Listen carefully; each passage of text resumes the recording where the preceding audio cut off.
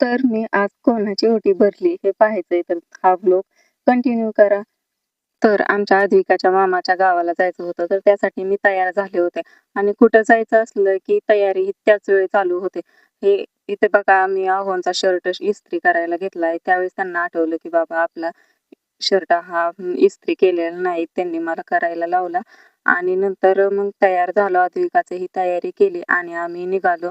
आणि एवढं ऊन बाहेर होतं की बस तरीही जायचंच होतं. त्यामुळे माहेरी जायचं म्हटलं की आनंद काही वेगळाच असतो. तर आम्ही दोघी एवढ्या खुश होतो की आम्हाला फिरायला भेटतंय. फिरायला भेटलं की आम्ही खूपच खुश असतो. तर इथं आद्विकाचं चालू होतं, आपण कधी पोहोचणार मामाच्यात म्हणून. तर आम्हाला 2 साड्या घ्यायच्या होत्या. त्यासाठी आम्ही एका शॉपमध्ये गेलो. तर आद्विका ही म्हणत होती, "मम्मा मला पण एक साडी घ्यायची." तर तिथे छोट्या मुलींच्या काही साड्या नव्हत्याच. पण अशा 2 साड्या घ्यायच्या होत्या. तर दोन्ही एकच कलर घ्यायचे होते, जेणेकरून दोघीलाही सेम होतील. तर एक हिरवा आणि एक पिवळा बघितला, पण त्यात पिवळ्या कलरची 2 सेम साड्या सापडल्या. त्यामुळे त्या 2 साड्या मी घेतल्या आणि आम्ही तिथून निघालो. तर म्हणलं काहीतरी खायला घेऊन जायचंय. तर आम्ही फ्रुट्स बघितले, केळी वगैरे घेतली आणि आम्ही गेलो. तर हे बघा एवढं ऊन आहे तरी आम्ही चाललोय. तर 2 दिवस झाले पाऊस पडून गेला, त्यामुळे थोडं तरी बरं वाटतंय. नाहीतर खूपच असं वातावरण असं उन्हाने हे होतं.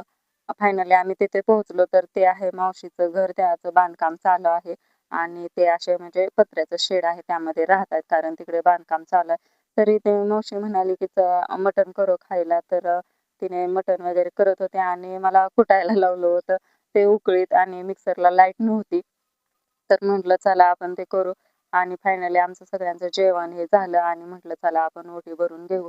तर ही माझी दुसरी एक मावशी आहे आणि तिची सिंपल पद्धतीने मी ओटी भरण केलं आहे. की ना डेकोरेशन ना काही सुद्धा नाही केलं. तर मी अशा प्रकारे दोन्ही मावशींची हळदी-कुंकू लावून छानपैकी ओटी भरली आणि तिथे आमची मम्मी ही आली होती.